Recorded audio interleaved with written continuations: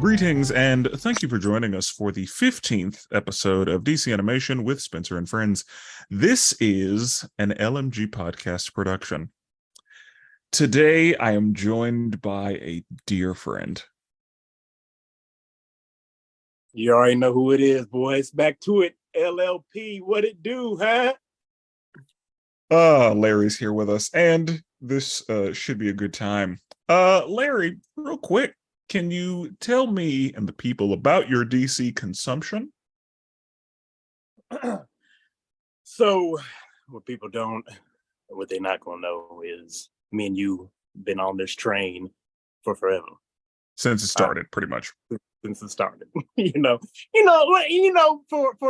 so like, okay, so it's not since it started because yeah, I mean, it started in 2008-ish. And 7 with the Death of Superman movie. And I remember watching that by myself when it was on Netflix still, back in those times. But I was back in the red Netflix days, for you people who don't know. Yeah, that's back in the red Netflix days. But yeah, man, my DC knowledge, dude, I've been on DC since forever, starting back where what got you? The Batman the Animated Series, Yep. You had that.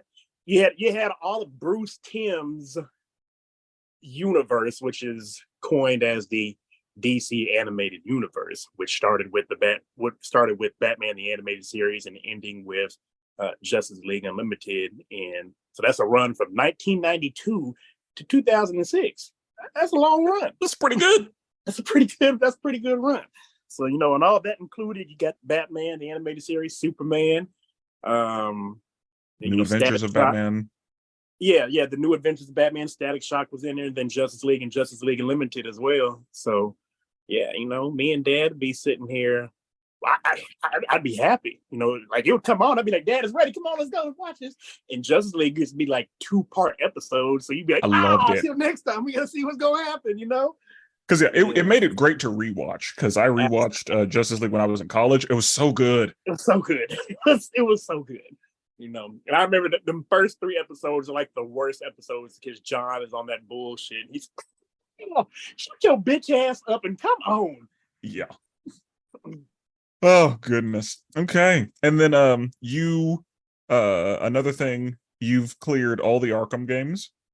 Oh yeah. I've cleared all I've 240% for those who don't know what that means. Oh, new game plus. No, there's one on Arkham Origins. I did not collect all of the Riddler trophies on there. I tried to, and I just there's like 3 of them that I cannot find. So that's the only game I have not 110% beat. But everything else, absolutely. Those were fantastic. What was the first one? The first one probably was Mortal Kombat versus DC. Mortal Kombat versus DC. Yep. Oh God, that was so cringeworthy now that you think about it. But at the time, it's what we had, and it was just like, we're gonna rock with it. The fatalities weren't great because DC was still like trying to cater to kids and teenagers, and so they were not Mortal Kombat fatalities. Mm-hmm. But then Injustice. Yeah. And in Injustice, while it doesn't have fatalities, I think that it made up for the lack of greatness that came with Mortal Kombat versus DC. Mm-hmm. And then Mortal Kombat started just putting whoever in games. Yeah. And Injustice 2 was a very good and big upgrade from Injustice itself. Mm-hmm. Yeah, that was the graphic wise and everything, because everybody looked a little off, but nobody was caring about that. It was just happy to have a real DC game. It was like, wow, this is great. Well, we're gonna get into all that too, because all them things, they come up. Yeah, they come up. And then Gotham Knights, me, Carvel, and Treyon, we beat that and things. That was cool. Ready for the Suicide Squad game to come out if that ever happened. So, hopefully, but we'll see. Mm-hmm. Alrighty. I appreciate you for joining us on this journey through DC animation. Today's film is a favorite. Batman: The Dark Knight Returns Part 1. Released September 15th, 2012. The comic book on which this is based is The Dark Knight Returns. I will read a synopsis in my own words, and then we're just going to talk about it. So, we open in 1986 with an older Bruce Wayne in a race car, and he's pushing the car too far. He flips it, and it sets on fire. He is able to escape mostly unharmed. News stories of Gotham City being overrun with crime by the mutant gang hit the airwaves. Commissioner Gordon is about to retire, and Batman has been retired for 10 years. After having a dinner with the commissioner, Bruce takes a walk, and some youths try to mug him. He is living by the Wish Creed, so the muggers make the right decision and flee. In Arkham Asylum, the Joker's catatonic, and Harvey Dent has surgery to fix the fucked up half of his face. After watching several news stories about rampant crime in Gotham and a couple of well-timed traumatic flashbacks, Bruce decides it's time to put the gloves back on. He immediately starts going to work, and good thing too, because this woman was about to get raped, but Batman shows up and that dude disappears into the darkness. A pimp gets his ass beat, and then we meet Carrie Kelly, who is also about to get raped, but Batman ain't having it. A rookie and veteran cop are chasing some bank robbers, and when Batman shows up, the vet takes a step back to let Batman handle it because he knows the deal. But of course, the young cop doesn't. But he learns real quick how things go when Batman is around. Batman finds a scratched coin on one of the henchmen he hospitalized, so it is looking like Two-Face is back to crime. Dr. Bartholomew, Harvey's doctor, blames Batman for his villains. He argues that Batman's existence is causing villains to exist as well. Two-Face's plan is in motion, and he threatens to blow up the Gotham Life building unless a $22 million ransom is paid. Batman is able to catch Harvey Dent and realizes that he was trying to kill himself because he thinks both sides of his face look like the gross half instead of the regular halves being on both sides. Carrie decides to dress up as Robin and go on patrol. The mutants kidnapped a child, and Batman shows up to save him, of course. Batman gets information on the amount of weapons that the mutants have, so he gets the motherfucking bat tank and goes to war with them. Oh, and Carrie's there too, and I will now be referring to her as Robin. The Mutant King challenges Batman to fisticuffs, and Batman hops out the tank to throw hands.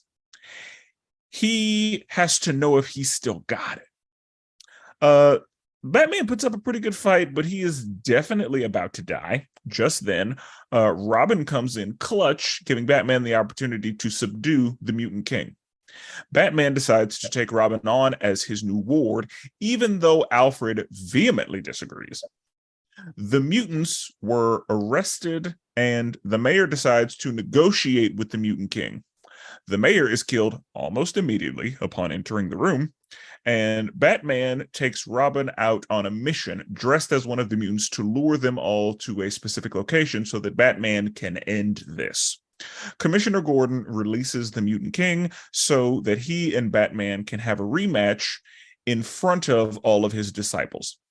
They start throwing good hands, but you never want a rematch with Batman. So Batman beat his ass. To the point where the mutant followers were like, we're going to fight crime now, and we're the sons of Batman now. So since Batman is back, guess who's also back? That's right. The Joker. Credits. Larry, what'd you think of the movie? Oh man, boy, back when we watched it in 2012, it was like, damn, that was a good ass movie, boy. It was like, and fight scenes were just so, everything about this movie is just fantastic. There's nothing really bad about it at all. Correct. I don't think I have any notes. Like it's so good. What are your thoughts on the art style for this movie? Art style is pretty good. Yeah, talking about the art style. Art style is not bad at all. Art style is showing that everybody is a little bit thicker in this Yes. movie, okay? Because everybody is older for people, and it's a different type of world from where they're coming from too. But there's nothing wrong with the art style. Like you watch this and you're like, I like this. It wasn't like one of those art styles where you like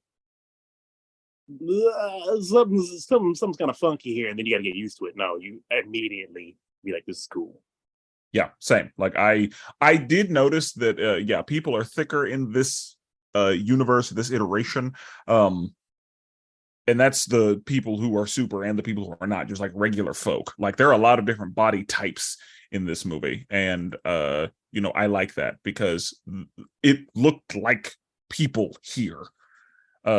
Generally speaking, the people who were muscly were like huge, like Batman was massive, and I mean even Commissioner Gordon, like they were like slightly disproportionately big, but it's fine. I think it worked. It fit with what was going on. How did you feel about the voice casting?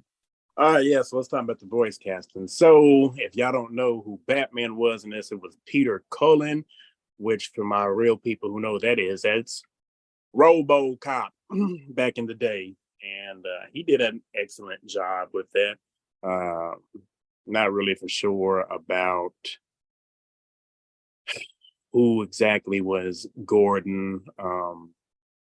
Carrie at the time it was 10 years ago, so she was a little girl who was voicing her. So before we get too far, let me go ahead and handle this. It was Peter Weller, not Peter Cullen. Peter Weller. Peter Cullen is Optimus Prime. Yeah, Peter Weller. Peter Weller. Yeah, that's RoboCop. Yeah. And Ariel Winter, I think is Winter. The middle child in Modern Family voices Robin. Oh, I didn't know that. So that's where she came. I didn't even know that. I didn't know that's where she was from. Okay. Yeah, that's what I know her from. I'm sure she's in other stuff, but I know her as the middle child in Modern Family, the smart one. Cool. But yeah. So Commissioner Gordon, I don't know who voiced him.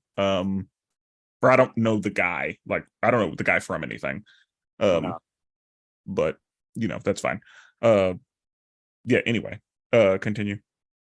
And then we got some other voice cast because the guy who did Harvey Dent, like I said, the voice cast was pretty cool, and the voices matched up with the people. It's just not anybody that really stands out like that now. And another one, there's some people that stand out or whatever. We'll get into that, but until then, the one thing about it, so Andrea Romano was still the voice cast leader for this, correct?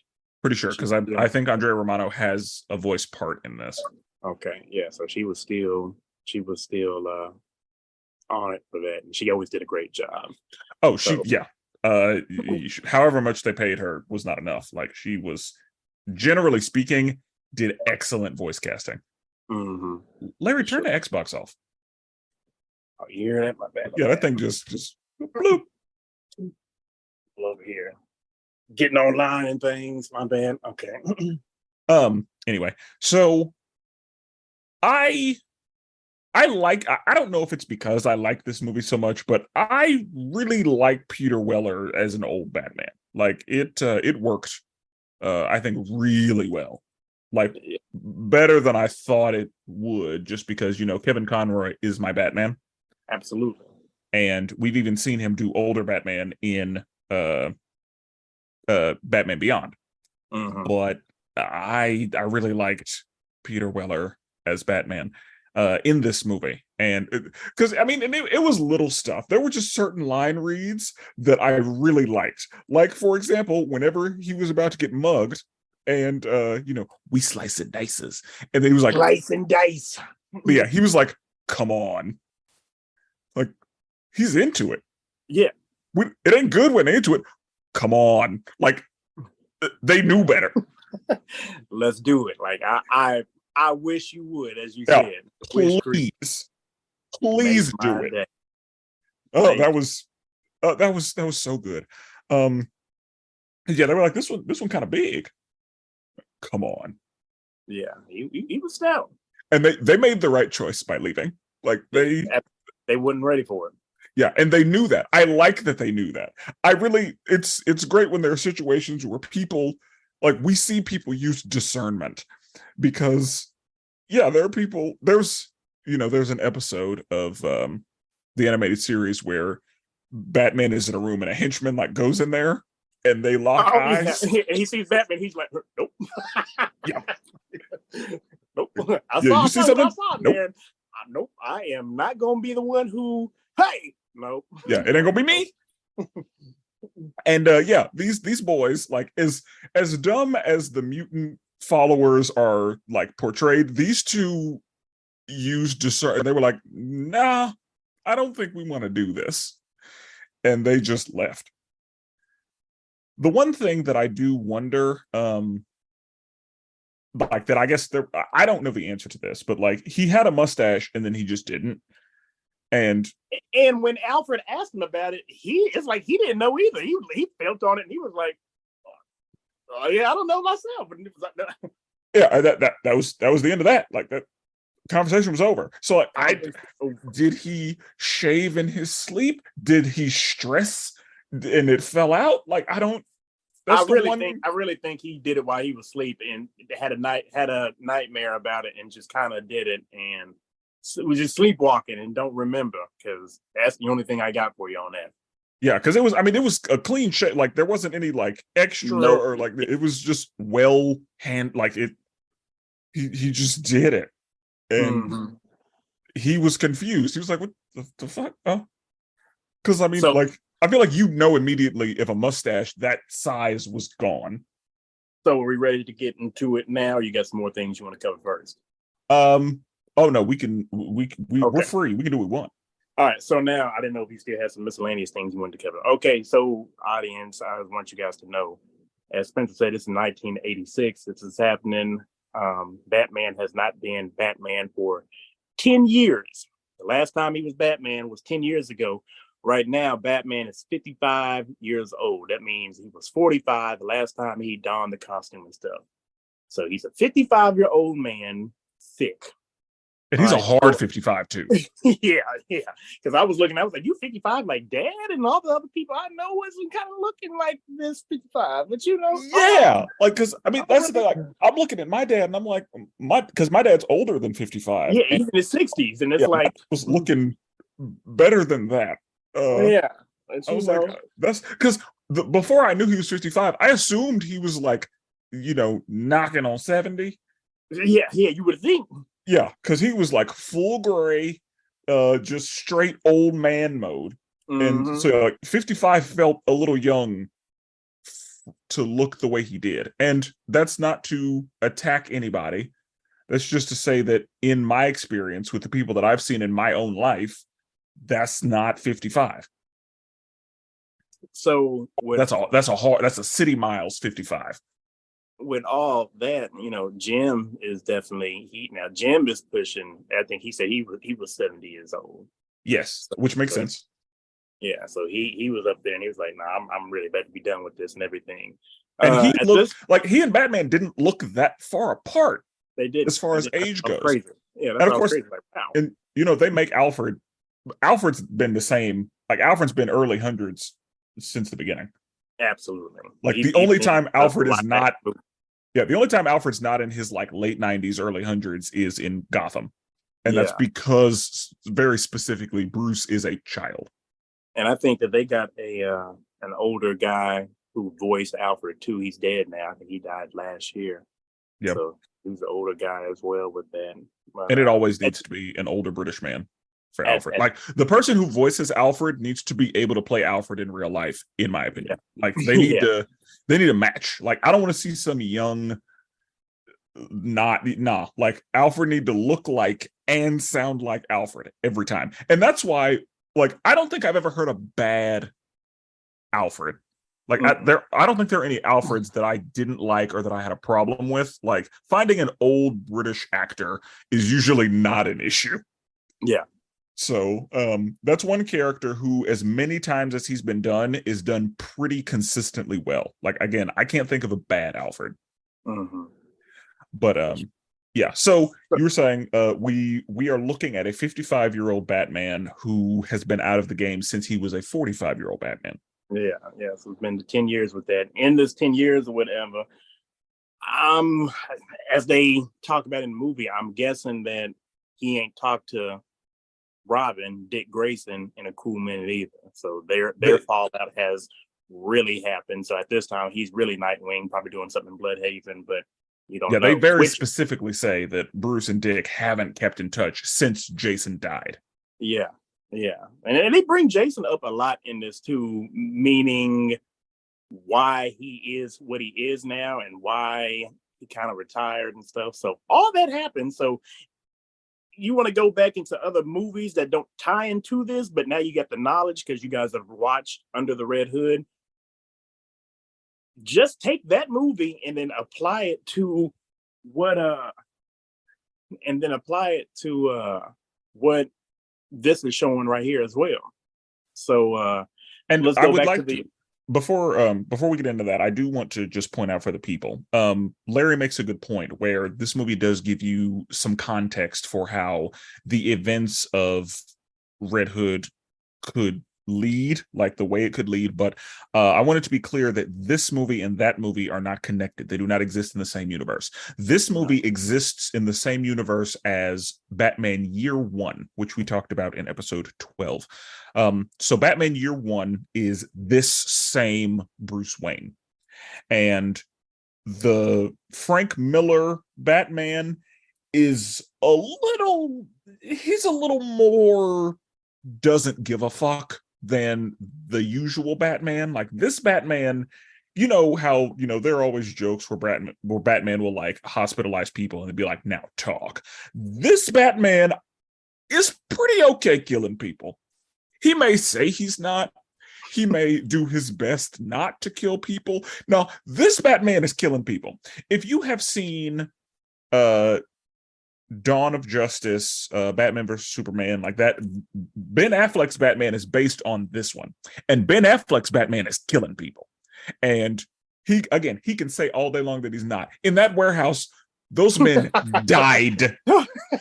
That dude who got his head smashed against that stuff because of the box. That box? Yeah, he that man is cranium dead. In the back, dog. He is an DED. And so you'll see that this Batman doesn't like this. This Batman is a broken Xbox. It starts at the beginning. And it starts at the beginning in that race. He's he's racing. He's used to his Batmobile or whatever. And this car that he's racing ain't doing what he wanted to do. And she's like, "You're pushing it too hard." He's like, "I ain't trying. Shut up, bitch." Don't worry about me. Mind your business about that or whatever. So then he pushed it too hard and it blew up, whatever. And I know he was pissed off, like, you piece of shit ass thing or whatever. Yeah, like, why didn't I build this? Just mad. Just mad. He really was. And that's the thing. Like, Batman is always like, Batman's never happy, but like this Batman was surly. Just with age and all that. Yeah, Dad just got back in from Dallas. But so as we go on now we are introduced to about what Bartholomew Walper, which is that is a name right there. And sometimes I'm like, so we just run out of first names. Like, we already have a Bartholomew in this universe, and that's the Flash. We don't need another Bartholomew, but whatever. Bartholomew fit him though. Mm-hmm. Like he looked like and acted like a Bartholomew. So he seemed like a psychiatrist that thinks that his methods are going to work and rehabilitate these people and they're okay. And it makes him kind of delusional because, hey, bro, they don't need to be back released or whatever. So when you talk about Two-Face, they really did a good job on fixing Two-Face's face. That plastic surgery was great. It was, and surprise, like, I don't know. I would imagine, because when the doctor said, it's some of my best work, I'm like, yeah, it is. Yeah. Because That was really good. And you would have looked at him, you wouldn't have been able to know. Yeah, both sides matched. And so it made sense. But yeah, Dr. Bartholomew was an interesting character. And I think that another thing that I thought was funny was that there is a conspiracy theory about Batman, and the conspiracy theory basically goes that he is a patient in Arkham, and all of his villains are people that he encounters in Arkham, and all of the Batman stuff is happening in his head. So Scarecrow is the doctor that gives him all of his medicines. Mr. Freeze is the AC guy, so he always makes it cold. Dr. Joe Carr is the Joker. And yeah, like there's a whole thing about it. And I think that Dr. Bartholomew's, I guess, views and opinions kind of led, like, I think they may have been inspired by that conspiracy theory, or they may have inspired the conspiracy theory. But I thought that was an interesting connection, if it even was one. But the idea that he creates his own rogues gallery is interesting. The fact that his argument is Batman existing is the reason his villains exist is a fascinating point of view. And we'll talk more about that specifically later on. We sure enough will, because so anyway, as this is going on, Harvey Dent is being released back into the city, back into the world, and then kind of just vanishes off the map. And then just things are happening. Well, if you guys don't know what's happening in this, as Spencer said, there's a gang. I say that real loosely because they don't like to be called that, but they're the mutants, and they're kind of just ripping and tearing Gotham apart and stuff. And there's just nobody who is really there to put the fear in them. And they've got the citizens of Gotham scared while, they're running it. So Batman is seeing all this. Bruce is seeing all this. And he's kind of tripping and kind of going crazy with some stuff. And then it hits him and it clicks. It's like, all right, here we go. I'm feeling it. I went down here to go and check to see why I retired, and I just ain't feeling it. I'm just not. And then it does that classic look at this bat flying, and it breaks through something, whatever. And then he says, the time has come. Here we go. I'm about to don the suit once again. We are doing it. And, because I have to keep my city clean. So it's been 10 years. Let's talk about how for 10 years, if you didn't get into crime before that, you ain't got nothing to worry about but cops. But now you're a new criminal and you've never seen the Batman, and now you're doing a crime. It's not even in your head that Batman might be out there to come and stop you. And then one night you're just doing your regular stuff, and this big motherfucker comes and snatches yours at, as Spencer says, right? Like, oh my God, what just happened to him? Where'd you go? Yeah, I love it when somebody they just disappear into the darkness. Oh boy, I tell you what, I would probably go and check into a psychiatric facility because I'm kind of scarred because that's traumatizing. Yeah, very.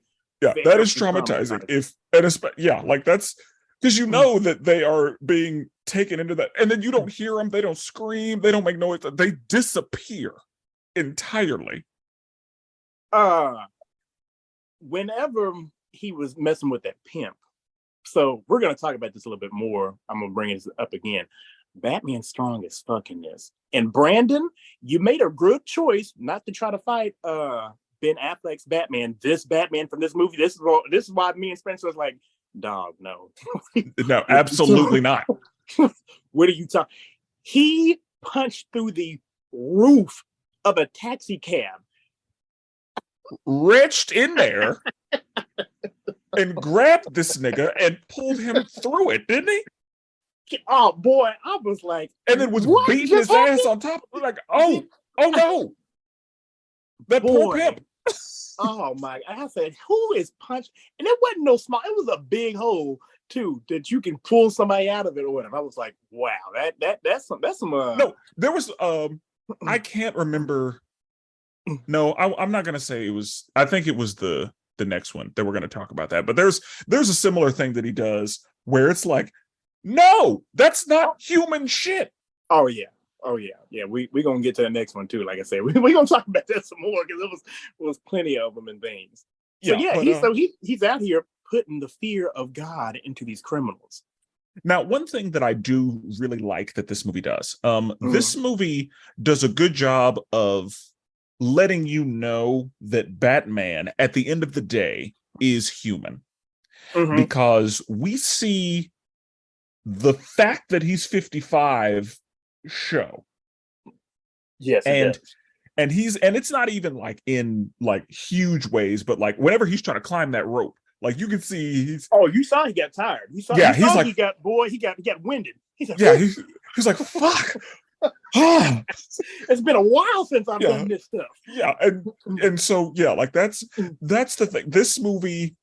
That's one of the things that this movie did for me. There are two things this movie did for me. These movies. And I'll talk about the second thing in the second episode. But the one thing that this set of movies did for me was, because Batman does like superhuman shit all the time. Like Batman is supposed to be like the peak physical specimen, but like, no, there's some shit Batman does that no human could ever do. And that's just how it is. But that's how comic book people are.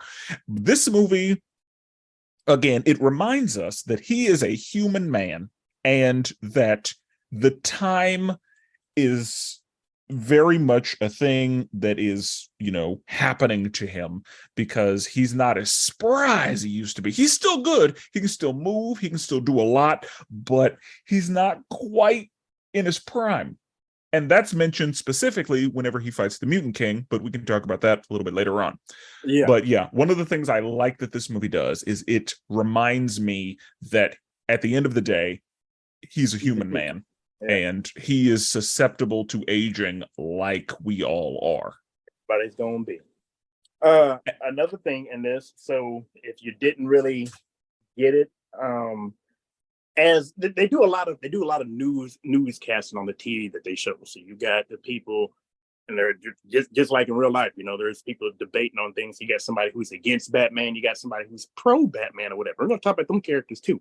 Jimmy Olsen was a president of some big corporation, whatever. So that lets you know in this movie that it is tying in Metropolis, which who runs Metropolis and stuff. So there you go. If you didn't know, that's somebody who's here.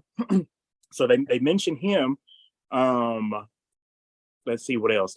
Okay. And I would also like to point out, with since you mentioned Jimmy Olsen, they said there's a 4-year-long TV writer's strike. And I thought that was interesting because of the writer's strike. Right now. Like the facts that we have seen and lived through an actual writer's strike for, TV and like for writers for streaming services. At least I think that's the gist of it. But basically writers for shows are, we've lived through a writer's strike. And so I thought that part was interesting because that's not something that I even realized when I watched this movie back in 2012, 2013, that they named Jimmy Olsen and that there had been a writer's strike that happened. But, with new eyes and in a new time, I actually noticed that. There's another person from Metropolis that was actually on Batman's side. I saw her. And let me tell you, you guys just got a little glimpse of what we were talking about in these 10 years. These 10 years have been rough to everybody. Lana Lang was in there. And when I saw Lana, and I said, girl, that white is cracking, ain't it? Because boy, what the hell? Lana used to be fine. If you guys ever watched like Smallville or anything like that, Lana was one of Clark's like crushes before Lois really came in and through. Lana, hey girl, I'm glad I didn't end up with you because woo, Jesus, Larry. I appreciate you having my back. Larry, stop it. You can't. Okay. Hey, I'm just telling you, it was a hard little 10 years for people, man. Yeah, and that's mentioned. We'll talk about that in the next episode as well. But yeah, there were one of the things that I really liked about this movie is all of the different body types and the fact that like the people look like people. Like it did a pretty good job of drawing people and like representing real life, because regular people don't all look like, the same body like type. one woman. Yeah. Like that's not how regular people look. And so there were like a wide array of body types in this movie, with the mutant kids and with the regular people that were walking the streets, with the police officers, like the people that we saw on the TV, even the people that we saw in Arkham Asylum. Like they sprinkled some of everyone in this, and I really appreciated that, because that is an attention to detail in the art that you don't necessarily have to do. Like that's something that I like, that they spent time on making each character, even like just background characters that didn't matter.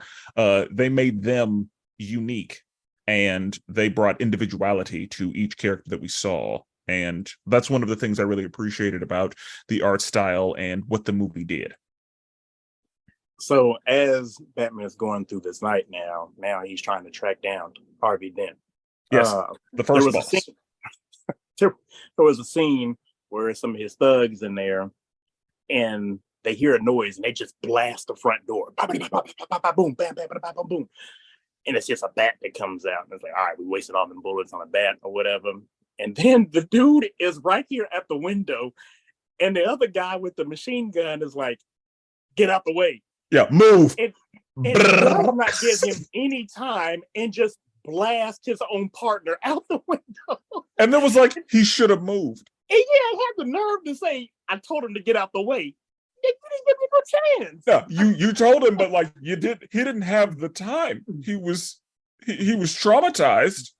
And that was funny. That was really funny. That was really funny. So how they catch Harvey is because one of the dudes that Batman pins up, that he had to save that cop that didn't let Batman do Batman stuff.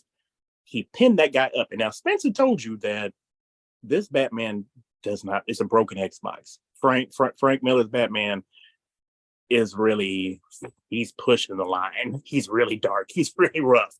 That dude broke his femur. Yeah. That's the hardest bone to break in the human body. What y'all know what bone is your femur bone? I know he was in pain. For a fact. Again, if I'm correct, the femur's the biggest one, and they're the hardest one to break. It's the biggest one. And so Batman, to have a broken femur, yeah, like that's serious. And so I love that Commissioner Gordon, like he was on his retirement tour. Oh, he was not. He was like, "Hey, bro, this people right here, this lawyers talk about this and that, and whatever. I am trying to find my Nicorette gum stuff. Yeah, like what the fuck? No more. And yeah, boy, like I got the fiending right now. Yeah, I got that itch. Like I really need a cigarette. Where is my gum? Ain't worried about what the hell I'm talking about. And it was so funny because with the guy, he was like, because he knew Batman was gonna need him, so he was like, "My client needs to be released." And Jim was like, "Yeah, good, go home, bye." What was it? Release him, let him go. You're right. Because that's the thing, like the guy that he said it to, he was like, "Hey, drop the papers." So that guy smirked because I think even he knew what was coming. So that dude leads us to find where Two-Face is in his plan. But let me just say that particular henchman had a really bad day. Like he got his ass beat by Batman, broken femur, all that, like very much hospitalized. And then he tries to go home and almost bleeds out. Almost bleeds out because he even fell through the window. And he's like, "Let me tell you something. You're going to tell me where Harvey is, and this is why you're going to tell me, because you bleeding out, and guess who the only person that knows that you bleeding out? Me." Yeah, like because you can't walk. Yeah. Your femur's broken. Yeah, like I'm the only person who can get you to a hospital, so talk. And so yeah, he got what he needed. Yeah, got what he needed. So now we on the and that's another thing is, even if we know this Batman kills, but even if he doesn't, most iterations of Batman would have not let it get that far. But this version of Batman, even if he doesn't kill you, he may let you die. And don't play. You don't want to take the chance. Because this Batman is death does not bother him.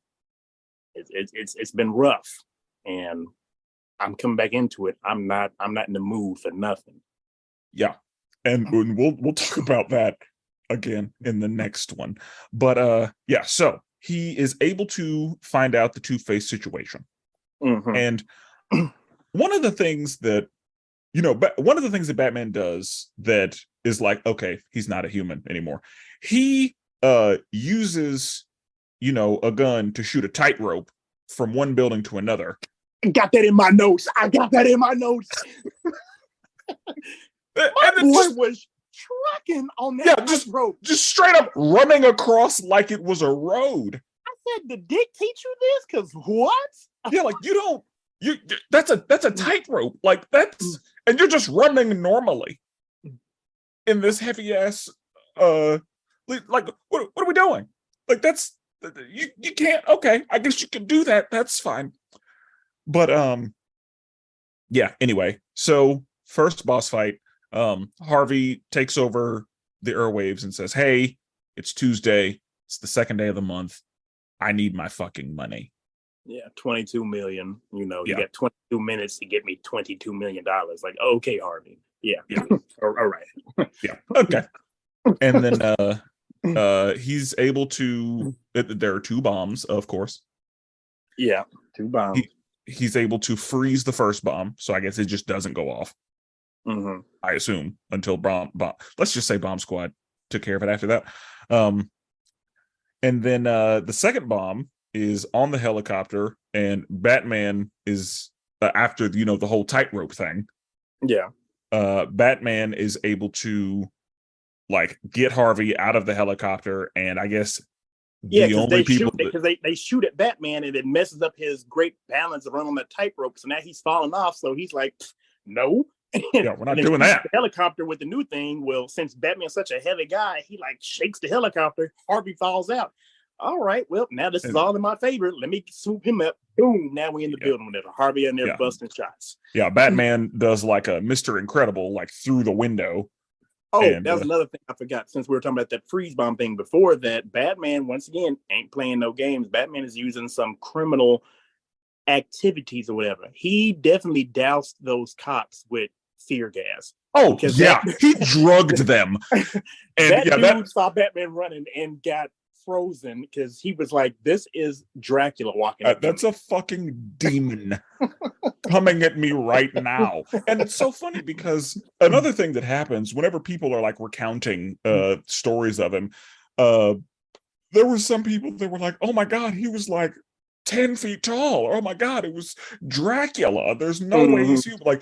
And I love those because that's also very realistic. People's accounts of events are wild. This time, go ahead. Go ahead. So I was going to say, we forgot to mention this too. All right. This is what got me too. Maybe I just missed this part. So let's go back a little bit. Carrie is in her house, and maybe she just made this suit herself. Where did the Robin suit come from? I assume you can buy a Robin suit because I don't know if she made it, but it looked like a suit that you'd buy at a Halloween store. Maybe that's what it was. I was like, where'd you get this Robin suit from?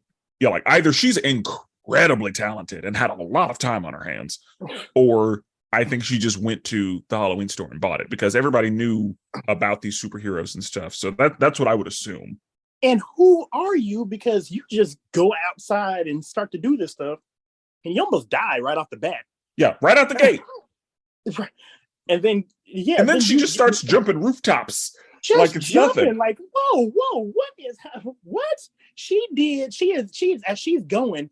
I had to rewind it because I was like, did you just do a double front flip over this rooftop as a regular nerd kid? I guess whatever you are, I don't know. Yeah, just some kid from the 80s. Yeah, like just some teen. She's doing parkour. And she taught herself parkour. Yeah.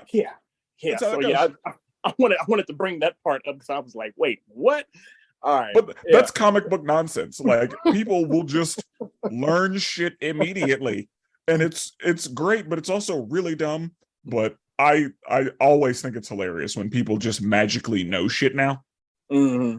So yeah, she just has acrobatic skills suddenly because she put on the suit and she's got gumption and determination or whatever. And that'll get you really far. Not as far as the power of friendship, but like that'll get you just being plucky. That'll get you real far. But going back to Harvey. Yeah. Now we see that, and all this time in this movie, Harvey is looking very familiar as somebody else that we'll talk about in later times as we go on because what he's doing. And Batman is like, what have you done to yourself that you're like this? Why did you do that to your face, to your head now, whatever? So Batman's trying to figure out like what's going on, like because before this, he and Commissioner Gordon. Yeah, before this, he and Commissioner Gordon are like, do we think he's hurting himself? Do we think he like fucked himself up? And they're like, I mean, that could be what happened. That's the only reason he would rebandage his face. The darkness has consumed you all the way. There is no more Harvey, huh? So then Batman rips off the bandages and he's like, let me see what you did. And he didn't do anything. But the thing about it is yeah, the darkness did get Harvey, and I felt it. I got my notes. I got, man, poor Harvey, because Harvey is thinking to himself, I went back on this spree and went back to crime because you guys are making it. I'm so used to being effed up. I don't believe that y'all made me look good. And then you see that what he pictures himself as, it's like, yeah, you made it everything, but you went Two-Face on the bad way, not the Harvey Dent way. You went the psychopath way or whatever. Yeah, like, and Batman sees it and he's like, my friend. He's like, Harvey, I got you. Yeah, and that's the thing. He sees it in himself too, because he feels like he's looking in a mirror of, I'm only seeing the darkness in myself, where everyone else can see something else in me. Like what the mirror shows me and what's actually happening are never the same thing, because you can never truly see yourself with your own eyes. Like you will never see your own face other than mirrors, pictures, and And so, but I mean, that's kind of a sidebar. That the fact is, like Harvey has been consumed by the darkness, and that's how he sees himself. And he's under the impression that that's how the world sees him, showing that he is broken. Yeah, so I felt for him like that, and I said Batman understood too, and he was just like, I understand what you're talking about, man, but damn, this sucks. So yeah, like, it's a situation where it's like, no, I hate to say this, but like you should not have been released. Like you're not okay. No, you should. That's back to Bartholomew just thinking that he's just getting wins. Oh yeah, I gotta win. I didn't. No. Stop doing this. What are you doing? You did not learn your lesson, and clearly the city of Gotham didn't learn their lesson either, because as soon as that would have happened, I'd have been like, hey, you got to talk. Yeah, there's a discussion we need to have. Yeah, people died because of your decision. We'll talk about Bartholomew specifically a little bit more in the next episode as well, because there's one of the things that Bartholomew says that I think is very connected to the situation, and that I think ends up being relatively ironic. So yeah, we'll talk about Bartholomew a little more heavily in the next episode. But so we have covered the first boss fight in Two-Face. Mm-hmm. So now we make our way toward the mutants. Going into the gang and everything, and the mutant he has a hard-on for Gordon already, but he knows that the Bat is back and it's kind of messing up his operation. So head mutant leader is having a rally. Now, before we, there's just one thing that I think is hilarious. Okay. I don't know if this is on purpose, but I like how the mutants are wearing Cyclops visors. Oh yeah, all of them. Like that are glasses. Yeah. But it remind me of X-Men and the Wolverine Cyclops, the way he had that thing over his head. That's. I thought, I don't know if that was on purpose, but I think I was like, oh, so you're calling them mutants and you're giving them Cyclops visors? Is that a Frank? Are you doing something there? Is that on purpose, Frank? Chicken legs, licking legs. Yeah. Oh God. And the way that they talked was just hilarious to me. Every time I do not know what Billy really means. I was trying to figure out what Billy really means, but it's like they used it in such a term, because even Carrie used Billy. I was like, what does Billy mean? Yeah, like, because I thought that Billy was just a term that kind of just means like whatever, like how in I guess in parts of Pennsylvania they use John just to mean whatever. Mm-hmm.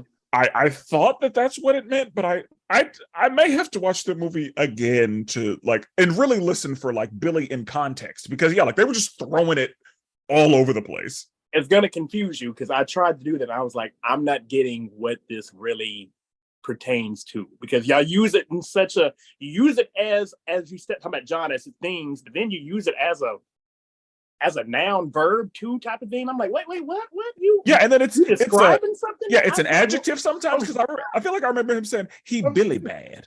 And I'm like, what are you talking about? I don't understand what this word means. Yeah, like so I don't know what Billy means, but I think it's just a word to mean all the things. Yeah, so they like say the mutants are really funny, and because I was like, Billy Berserker. I was like, what? So, like I say, the chicken legs licking chigs. Chicken legs licking chigs. Oh, that was the way they were talking, it was just so stupid, but it was funny. The mutant leader now, he's doing this rally, and he's actually giving a nice little speech. If I was a mutant dude and you give me this speech, I'm with you, boss. And that's the thing, like another thing that this movie does is shows us that a charismatic leader can get a lot done. Like if you have a charismatic leader and you just have a group of followers, then people are often they just need somebody to tell them where to go, and then they're going to do it. And that is addressed in the next one. We'll talk about it a little more in the next one. But yeah, I mean, the way he was talking, like you got a charismatic leader, and he was, big and strong and powerful, and like couldn't nobody fight him. So like, yeah, I think being aligned with this guy is a pretty good idea. He's got shark teeth. Yeah, shark teeth. Like you sat there and really filed your big ass mouth down. Or he's actually a mutant. Because honestly, like not for sure either. Because he doesn't look too far off. Like he looks like not necessarily, but like he kind of looks like a more human version of Killer Croc in certain ways. Yeah. And so like you don't have reptile skin, and you don't have a tail, but like otherwise something ain't right about your ass. Yeah, like you're not just a person. Because you're too big. Because how you this big, and how you doing that? How you doing that? Like doing that? And why are you so big? Okay. But yeah, and every time the mutant leader talked, I just thought it was funny whenever he was on the airwaves talking about Gordon's like, we will chop him, we will grind him, we will bathe in his blood. Like, oh yeah, he was going like what do you say? I'll suck the meat off your bones and lick them dry. Yeah, and do something with your bone marrow. I'm like, my God. Yeah, like, oh my God. Like that's what? That man is an animal. Yeah, that was wild. Yeah, like but honestly, yeah, like those were skin tearing teeth. Like those teeth were made for flesh. And so yeah, but he's and we're gonna use them. We bet to use them. Yeah, they're about to get involved. And so yeah, he's having the rally, and Batman is about to show up with the tank. Batman comes in with that motherfucking bat tank. And now she the still tank purrs. Is a heavy arsenal loaded tank. Yeah, because that thing has unloaded. That thing has a motherfucking thumper in it. Unloading on him and everything, because Batman might be old and stuff. He ain't stupid right now. He said, I know I can't just come in here as Batman. I'm gonna have to bring this out. I'm gonna take a lot of them because I know there's a whole rally of them. It's everywhere. And that's there. So, he said, I'm going to war with them. Yeah, I'm about to go and so he came ready for war. And yeah, he was, and at first, because the first time I watched this, I thought, oh, Batman is killing these young men. Because I didn't know what was happening. Because he was thumping them with a tank. And we've seen that this Batman is fine going there. And the fact that, we usually know Batman as not using guns, and that will be talked about in the next episode as well. But whenever he pulled out the gun to shoot the tightrope, I was like, okay, this Batman, a little different. He doesn't hate guns as much as most Batmen do. Yeah, that was, I feel like I don't even consider that as using a gun. He was using that weapon as a tool to get across somewhere. He wasn't, like I said, I got a sniper rifle. This is what my grappling hook is not about to be able to do. So I got this long range weapon that I can see, boom, bam. All right, I can get across now. But I feel like because he's Batman, under any other circumstance, they would have given him a crossbow or something. I feel like them giving him a gun specifically was a little different. But again, because of that, I thought, okay, this Batman is just full-fledged. The first time I watched this, I was like, this Batman is just full range, letting them fly. And then, he said the rubber bullets. And I was like, there it is. Because the thing is, they were getting shot and not moving. I feel like if you get shot with a rubber bullet, you're not going to get knocked out. You're going to be hurt and right. So what you need to always understand is, in reality, some of them people died. People died because the rubber bullets wasn't just hitting you in your abdomen and stuff like that. Somebody probably got hit in the head, and somebody out of a tank was a lot of pressure. At minimum, there's some concussions or some I don't know if you can get hit hard enough to collapse a lung or something, but probably so with that tank. But that's some of them boys they're gonna be bruised.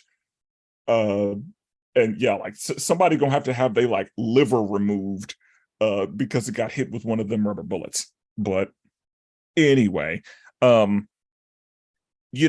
happens, and the Mutant King is like, come on, I challenge you to a duel. I call you coward. Yeah, and then whenever Batman started ejecting, Alfred was like, what the fuck are you doing? Stop it. You stop it right now. He is in his prime. He will kill you. I have to know. He told him, I gotta know if I still got it. I gotta see. I have to see if I am still that nigga. And gonna be honest, I wasn't surprised at how it went, because I thought that was the first time I watched it, I was like, I don't think he's gonna win this first fight. And I think that's gonna be telling. I don't think this fisticuffs just with him right now is what you want. And that's how it went. And if it wasn't for Robin, he would have died. One thing that I did think was a nice little homage, he pulled out a crowbar. And Jason was mentioned in this movie. And for anybody who does not know, it was with a crowbar that Jason was beaten before he died. He was hitting like the Joker was hitting him. Yeah, exactly. And if you watch, it was a nice long, coming from up high, And so, if you listen to episode 8, then you will remember that we discussed Under the Red Hood, and in that movie, we see the Joker hitting Jason with the crowbar, and so you may have been reminded of that same thing. And I think that was a good little homage there. And so, Robin comes in real clutch. Yeah, because if Robin had not come in, He would have got the he movie. was about to stab him with that other end of it. Yeah, there would not have been a part 2. Yeah, it was about to be over. So she came through and helped out. And so this is what gets me. Is always getting me with this too. Is how in the world did the mutant survive that? Because he got like suffocated pretty much. Yeah, that adhesive was all over his face, and couldn't. I don't know how he survived. I really don't. My assumption is that it dissolved over time, because I think that just as an example, like Spider-Man's thing is that his webs will like dissolve and disappear eventually. Mm-hmm. So that was my assumption, was that goop will eventually just like dissolve on its own, because Batman did a lot of, oh, you'll be fine in about an hour, or these effects are very temporary. So yeah, like that's what I'm assuming, is that, and I may just be making that up for the sake of there being an answer, but my assumption would be that goop will either loosen or just completely disappear shortly if he's using it to suffocate people. Are you ready for another Carrie thing? Carrie is a little girl who just dragging this big guy, and she was moving him. I said, absolutely not. Way absolutely not. There's no way you are moving him, because we all know Bruce, like a Bruce in his prime is already solid. An old man Bruce, a little thicker than a solid prime Bruce. We are talking about probably 95-pound girl moving a fucking unit of a man, and dead weight. He's not helping at whenever she's like dragging him. And so yeah, I just don't see her being able to move him at all. And so whenever he got up, whenever he woke, because I was like, no, there's no way she drags him all the way. But yeah, when he got up, and I was like, okay, this is fine. Him, needing a little help getting there, I understand that. But yeah, her moving him at all was absurd. And also, I love Alfred, and Alfred was witty as ever. Oh, he was cracking me up inside the tank. He was cracking me up. All right, thank you, girl. Run off now. Yeah, run along now. Appreciate you. So she's got up in there. And even whenever Alfred was like massaging all the pain out, Alfred was like, if you're trying to kill yourself, I have a family recipe. It'll be slow and painful. You'll love it. He answered the phone, Wayne Infirmary. And then he said, we're discussing details of the funeral. Alfred, I know Bruce be like, shut your ass up, man. Yeah. And then the last thing Alfred said was like, I'm still the beneficiary in the will, correct? Because like, you out here just really wild. Yeah, like if you're really trying to die, yeah, like I'm still getting that money, right? Like okay. So as he's now they're back in the tank, and he put him on the operating little table thing. Bruce kind of starts saying, hey, I appreciate you, girl. You helped me out and stuff. And she asked him some questions, and Bruce kind of said some things, and Alfred was like, sir. Yes, sir, you are delusional, sir. He was like, my name's Bruce. Sir, you need to stop doing it. Yeah, you need to stop talking right now. Right now. So he was like, hey, shut sir, up. You are delusional. It's fine, Alfred. Yeah, it's fine, Alfred. Because yeah, like, well, and that's the thing, like, I think once you become an old man, you just don't care. You just don't care anymore. He don't care about a lot of things. I don't care. Who is this little girl gonna go tell? She ain't about to tell anybody, whatever. I'm pretty sure, I guess her parents were getting high, or they were some druggies or something, because he was like, let me get a little pass of that. Yeah, it sounded like they were like 80s version of woke. Yeah, maybe so. And it sounded like they, like, back then they would have just been called hippies. Mm-hmm. Because they said, what did we even march for? I remember hearing that, and I was like, oh God. Yeah, because they mentioned somebody in Chicago. He was like, I don't know. I was out of my mind. Yeah. Like, I don't really remember Chicago very well, because it was smoking them doobies. So now at this point, this is where the mutant is in jail.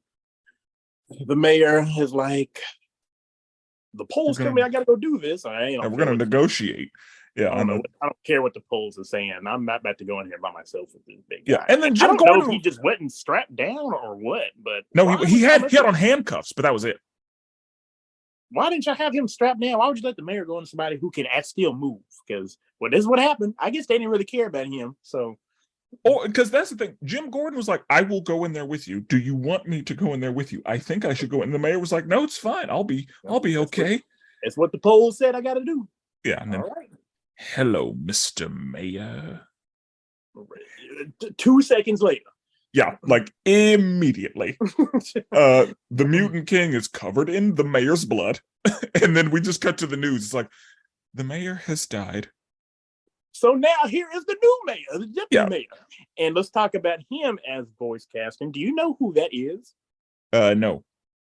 That is Megatron. That is Frank Welker. You know who he reminded me of? And I was like, you know who that is? That's Freddy. That's okay. Scooby-Doo Freddy. I would not have known that. Okay. I didn't know. I knew that when I was like, hey, I was like, this guy really sounds like Freddie Prinze Jr. right now. So I was like, maybe he's Freddy. So it wasn't him or whatever. So then I looked him up and I was like, oh, Frank Welker played Freddy back in the day and he was Megatron too. I was like, that guy has a talented resume. Yeah. Because wow. Because I'm pretty sure this is random, but I think he's Nibbler in Futurama. Could be. Because Nibbler just kind of makes noises. But I want to say that's Nibbler. Also, because I feel like I remember seeing like, oh, Megatron plays Nibbler. I remember thinking that was really random. So I think that's also Nibbler, but I could be wrong. But I feel like I remember saying to myself that Megatron was Nibbler, and that was hilarious. But anyway, yeah, I would not have gotten that. But now that you say that, he did sound like Freddy. Yeah. You go back and listen. If you go back and listen, your voice will be like, that is Freddy. Yes. Yeah, but like like listening to it, or when I watch it again, I'll be like, yeah, that's absolutely, I can't believe I missed that. Yes, Freddy. So now, what was it that happened? How did the mutant get out? So, Batman devises a plan for Robin to go undercover as a mutant and lure them all to the site of round 2. And once that happens, Commissioner Gordon goes in and he was like, I came here to say goodbye.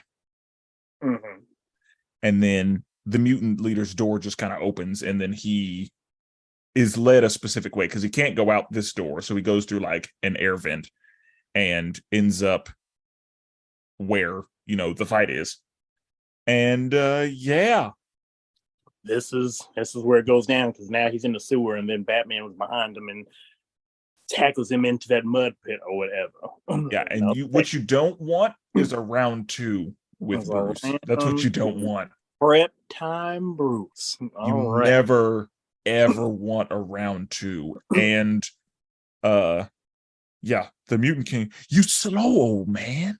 They were exchanging good hands in the first fight, but Bruce definitely had this fight in the bag. And that's why he said, I was being rash and tried to match his physicality, his brutality.